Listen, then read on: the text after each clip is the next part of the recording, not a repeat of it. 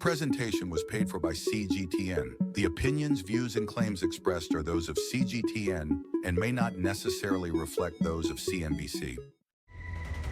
Economy, innovation, culture, exploration. Discover the vibrant pulse of China's economy and dive into the rich tapestry of its culture. Embark on a journey of exploration with Meet China. Here, your journey begins.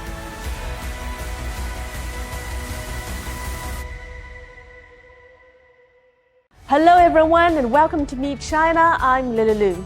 Today we will explore China's economic vibrancy from 3 different angles. We start with an animation-themed shopping mall in the bustling city of Shenzhen. And from there, we board a futuristic aircraft that could change urban mobility. Finally, we will discover the secrets behind Tianjin's growth in the global trade arena. Now let's kick things off with Boonie Bears. It's a Chinese animation series that are very popular, and it just saw the opening of its very first themed shopping mall in Shenzhen. Have you ever watched the Chinese cartoon Boonie Bears? It's one of the most popular children's cartoons in China. With 10 movies, the series has grossed over $1.1 billion, making it China's top family-friendly animated series. This is the first ever Boonie Bears amusement park in the world. It covers an area equivalent to over 4 basketball courts.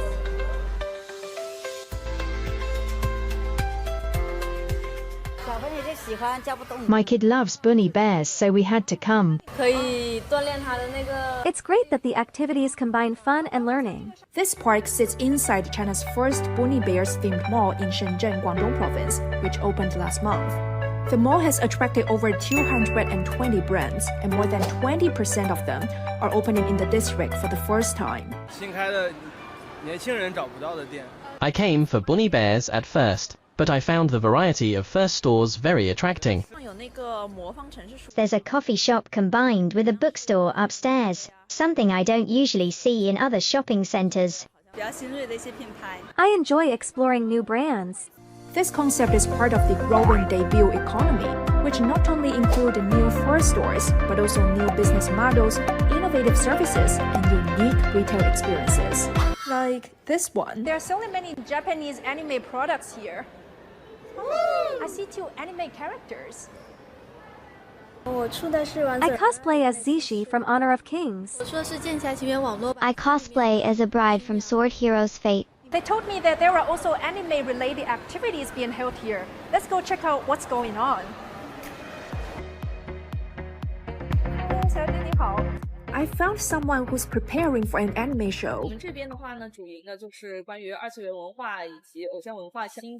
We opened our first store here in Shenzhen, combining anime-themed retail and live stage. Ticket prices range from 30 yuan to over 100 yuan. This blend of retail and experimental anime culture is still rare in China.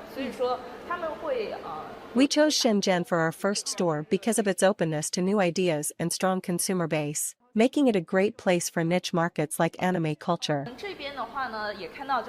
We're decorating this area to offer activities like autograph sessions and snack sales to extend the consumption experience after the events. These new business models are boosting consumption. Over the 7-day National Day holiday, the mall saw sales reach over $4 million, with a peak daily traffic of over 180,000 shoppers. How come? I talked to someone who's in charge of the mall's commercial management. Surprisingly, he introduced me a store that used to be popular on the streets.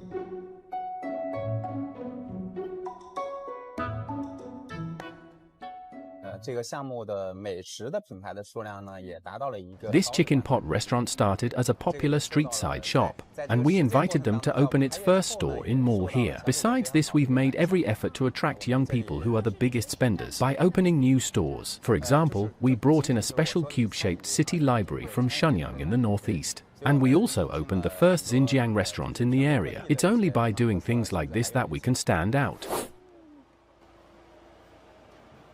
Apart from opening new stores and introducing new business models in shopping malls, going outside of shopping malls, how can the debut economy benefit ordinary people like us? To find out, I visited Shenzhen's first laundry convenience service center in Guangdong Village. Around 60% of Shenzhen's residents live in urban villages, which occupy just around 40% of the city's residential area. These villages often lack outdoor space, making it difficult for residents to dry their clothes, especially in Shenzhen's rainy climate. Now, this center offered guest dryers for residents to share. The service is currently free in its trial phase. Such a model is very welcomed by local residents. In such a narrow space, I was seeing a constant stream of people coming here. It's my first time seeing this type of shared laundry service. It's great. They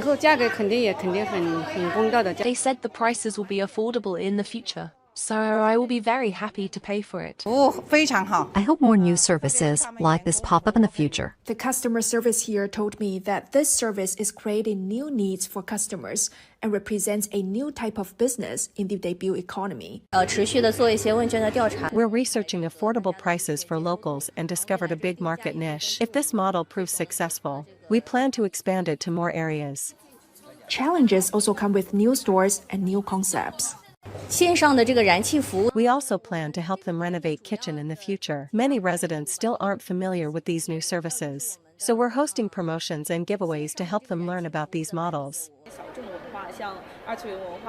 Our niche market like anime girl groups is still relatively new in Shenzhen. Many shopping centers don't understand what we do, but as the debut economy grows, I hope it opens up more opportunities for unique businesses.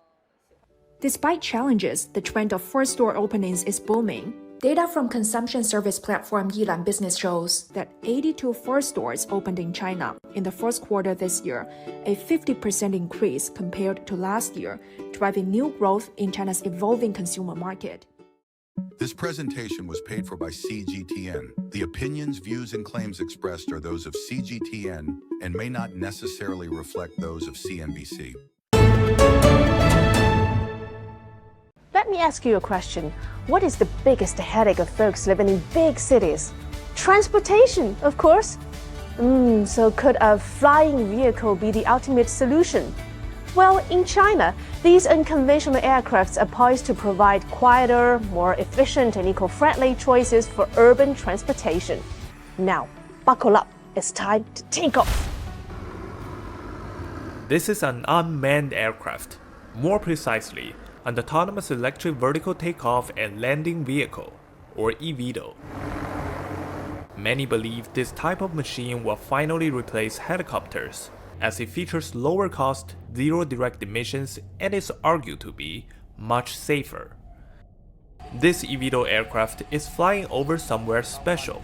It took me 45 minutes on a ferry to get there. From the coastline of southern China's Zhuhai, I reached Guishan, one of the small remote islands between Hong Kong and Macau. The eVTOL models are being tested here as one of the future operation spots is on this island. Oh, this is the eVTOL. Yes, its flying path is planned by our ground station. With just one click, the aircraft takes off and follows the flight path we've programmed. The autonomous aircraft is called EH216S. EH refers to its parent company's name EHang, a Chinese eVTOL manufacturer listed on Nasdaq. The 2 stands for two-seater, and 16 means it has 16 small-scale propellers, enabling it to become almost silent when flying overhead and, more importantly, to be much safer. If one of the propellers malfunctions, the others can still function normally, ensuring a smooth landing.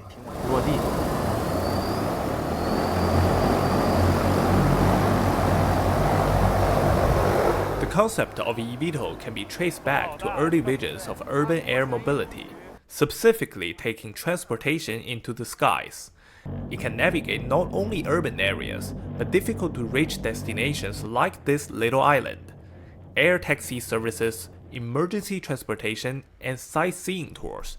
These are the tasks that eVTOL will be able to do in the near future. What are its current flying altitude and speed? Its flying altitude is typically around 50 meters, and the current speed is about 30 kilometers per hour. These are actually still relatively low and slow, aren't they? Yes, that's because this aircraft is currently primarily designed for sightseeing. If it flies too high or too fast, the experience for tourists won't be as enjoyable. We plan to begin with the commercial operation of sightseeing and then expand to inter-island transfers. So it's from A to A to A to B. Exactly. Before these drones took us to the skies, they need to meet various certifications from their design to operation. In China, the process are known as the 3 certificates. Type certificate confirms the eVTOL's design is safe and functional. Production certificate confirms reliable manufacturing. And airworthiness certificate ensures each aircraft is safe to fly. The eVTOL aircraft worldwide typically need to obtain the equivalent of the 3 certificates. In October 2023, the EH216S obtained the world's first type certificate from the Civil Aviation Administration of China and secured the following 2 by April 2024. Now, the company is just waiting a nod for the final commercial operation. It seems like they do not have to worry about the customer flow at all. You like to take a ride? Yeah, I'd like to give it a try. How do you feel about it? It's very cool. I've seen it many times on my phone, but this is my first time seeing it in real life. Although we were not able to fly on the eVTOL yet, I could, however, place my backpack on a smaller eVTOL and get flown back for me.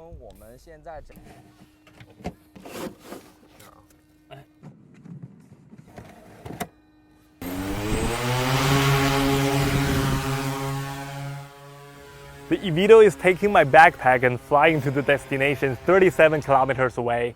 It's pretty much the same direction and distance as my route by the ferry, so hopefully I can pick it up on the other side. Currently, this type of logistics drone is already in operation to deliver postal packages, emergency medical supplies, and even food deliveries from the mainland to this island. On its way back, it can bring freshly caught seafood to the mainland. Each flight only takes half an hour. Why can it take such a short amount of time?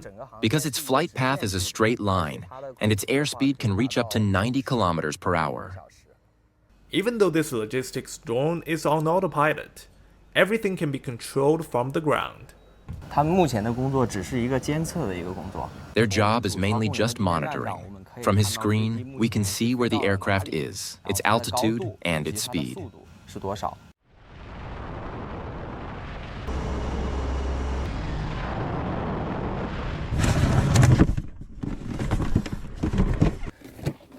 Alright, here we go.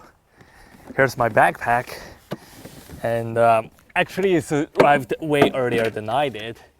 It seems like it's perfectly transported. In recent years, the eVTOL industry has taken off with advances in battery technology and autonomous systems. And that's exactly where China has natural advantages on, as the country's electric vehicle sector has seen a boom in the past few years. At the 2024 Zhuhai Air Show, multiple eVTOL manufacturers showcased their latest models, many of which are Chinese EV makers themselves or use their charging solutions. The industry has even attracted some commercial airliners' avionics solutions providers. So about 4 years ago, we started thinking about adjacency for Aviage. What if we can make that avionics suite smaller, cheaper, lighter, and even better? So we start thinking about that, and sure enough, now the whole Chinese government is really promoting this thing called low altitude economy, and it's perfect fit for our eVTOL market. The low altitude economy refers to the economic activities and industries using airspace below 1,000 meters. Industry reports forecast that by 2030, China's low altitude economy scale is expected to rise to 2 trillion yuan, or around $270 billion. The country could have up to 100,000 eVTOLs serving as air taxis and personal vehicles by then. But reaching that target is no easy feat. Imagine there are thousands of aircraft flying above just a few hundred meters, shuttling across skyscrapers. Regulations and laws, infrastructure development, and public acceptance all need to be addressed. Our operating environment at low altitudes is even more complex than at high altitudes. On one hand, there are many obstacles that can affect flight. On the other hand, the weather conditions at low altitudes can be highly complicated. So figuring out how to establish operating rules or an intelligent operating system in this dense and complex environment is a major challenge for us. This presentation was paid for by CGTN. The opinions, views, and claims expressed are those of CGTN and may not necessarily reflect those of CNBC. About 90% of China's foreign trade is transported by sea. That is why developing smart ports is crucial to raise logistics efficiency. Now let's head to Tianjin Port in northern China to uncover the secrets behind its continued innovation and growth in the global trade landscape. Now get ready for some hardcore technology. They say the soul of a city can be found in its cuisine. In Tianjin, the largest port city in northern China, a tasty pancake filled with deep-fried dough sticks is a beloved breakfast staple. Thank you. Oh my God, it's really delicious and quite filling. This is the traditional breakfast food in Tianjin, and this is how the port workers used to start their morning. Tianjin has long had a rich maritime culture. Serving as Beijing's maritime gateway and a global trade nexus, Tianjin Port is more than just a lifeline. It's where China's dynamic economy intersects with the world. To see how the pulse of this port city resonates with a global rhythm, I turn to the local cuisine.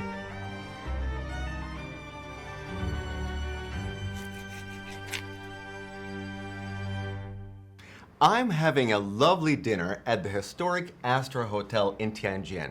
Here we have blueberries from Peru, a steak from Nicaragua, and shrimp from Honduras. They all come from different countries halfway across the world, but there is one thing that all these foods have in common. They came here through the port of Tianjin. So how can food come from a sea container to a table in a restaurant in such a short time? I can't wait to find out. So, after dinner, I head to the harbor to see for myself.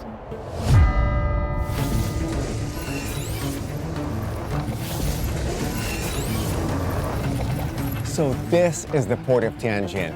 This is where it all happens.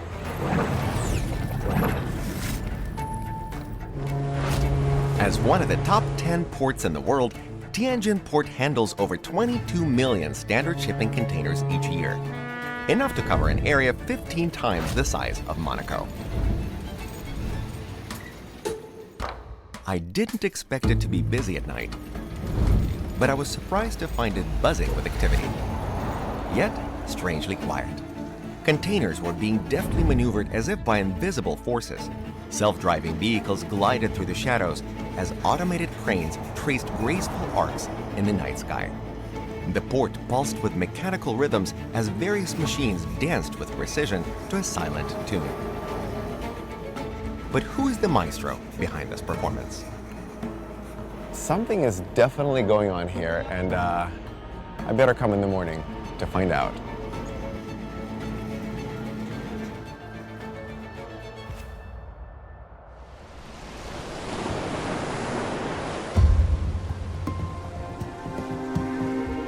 Unloading now at Tianjin Port is the world's largest container ship with a staggering carrying capacity of up to 24,000 standard containers. Massive cranes hook onto the small forklift pockets at the corners of each container and then transfer them smoothly to the trucks waiting below. This ballet of steel is performed at an astonishing rate of 4.5 containers per minute. This is really amazing. I see all of this equipment working, but I don't see any humans operating these machines. There's got to be some people here, and I'm going to find them.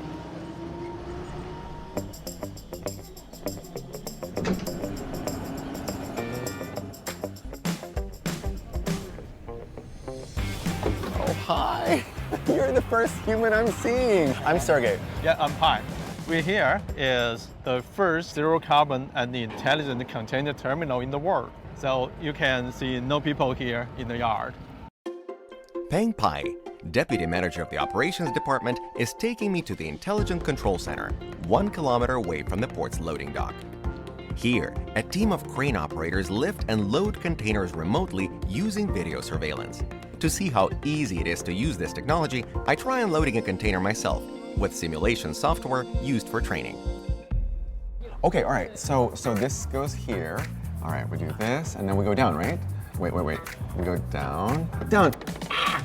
Yes! Oh, yes, we did it. We did it. Wow, that was amazing. It was just like one of those children's toy games where you grab your toy and release it. That's amazing.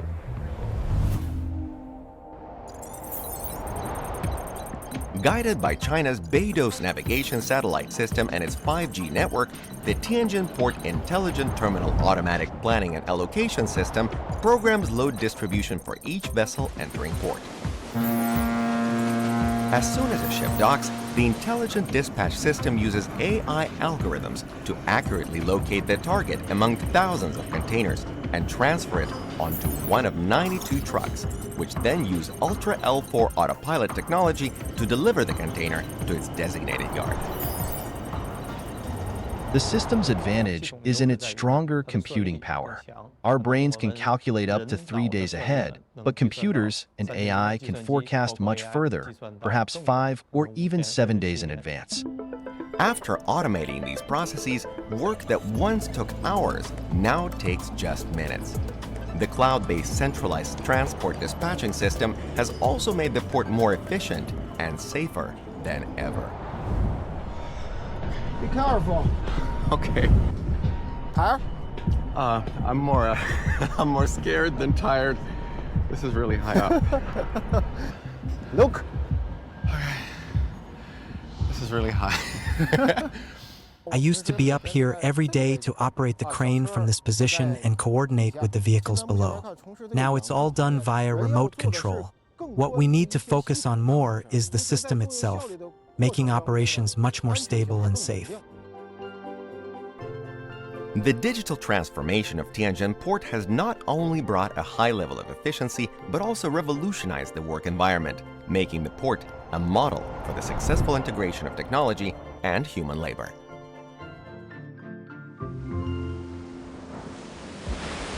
Tianjin Port has opened more than 140 shipping routes. Yet its global footprint does not end there. What happens once cargo reaches this port? On my right, there is a row of containers to be transported to Chinese mainland. On my left are Chinese goods that will be shipped overseas. All this is managed by the Tianjin Port Sea Railway Combined Transport Center. Once cargo arrives at the port, it's transferred to one of 44 dedicated sea rail routes, racing to 14 regions in China and beyond, possibly with those Peruvian blueberries on board.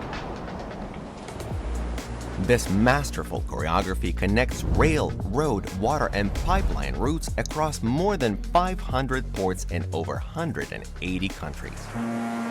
This diverse and convenient transportation network has attracted global partners, including industry giants like Airbus. The first large Airbus component arrived in Tianjin in 2008. In 2024, the city's port set a record for receiving and unloading 700 large Airbus parts with 0 defects.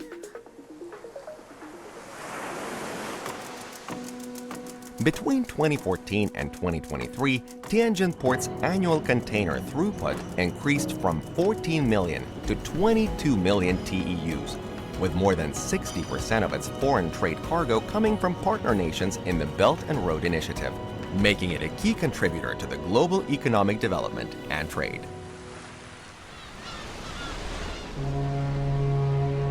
Harmony between nature and humankind has been a part of Chinese wisdom for thousands of years. This has also been a guiding principle in the development of Tianjin Port, which has progressed from taking measures to reduce carbon emissions to setting a zero-carbon target. I'm on a boat navigating one of the harbor channels here in Tianjin. I'm meeting with an environmental expert. Together, we'll test the quality of the water and the air, and we'll talk about what can be done to keep the environment of this important port healthy and clean. Our engineers and technicians regularly conduct essential quality sampling in the port waters.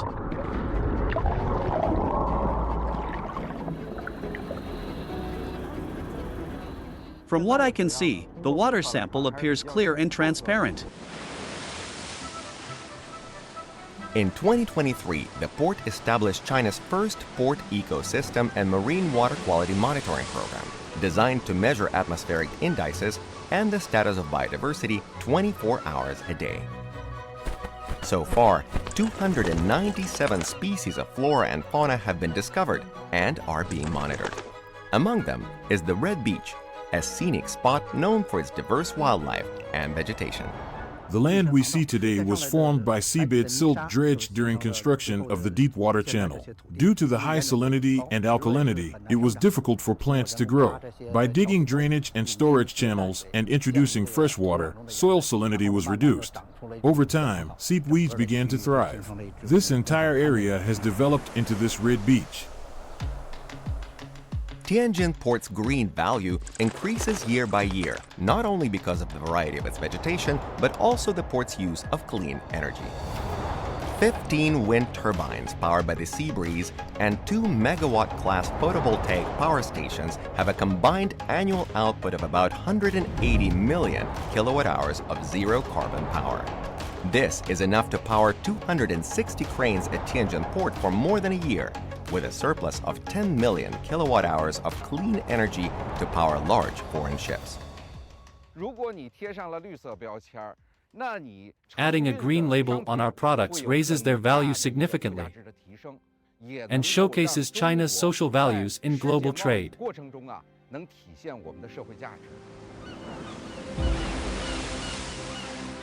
In future, our port will be characterized by even bluer skies and clearer waters, with birds soaring above and fish swimming below. This is the goal of our green port development.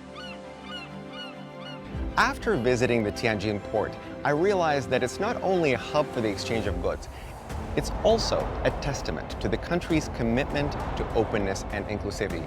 Here, the magic of technology can be used to transport something as little as a blueberry or as big as an Airbus anywhere in the world with unprecedented speed and efficiency.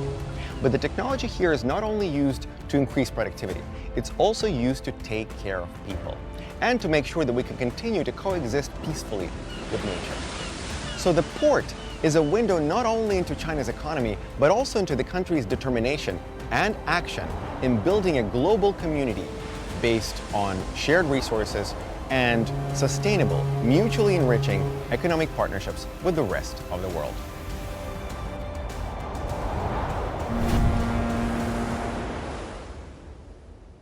And with that, I'm wrapping up today's Meet China. But don't go just yet. Next week, we're diving into some even more fascinating stories from China, not just about the dynamic world of economics, but also its rich tapestry of culture. You don't want to miss it. I'm Lily Lu. I'll see you next week. This presentation was paid for by CGTN. The opinions, views, and claims expressed are those of CGTN and may not necessarily reflect those of CNBC.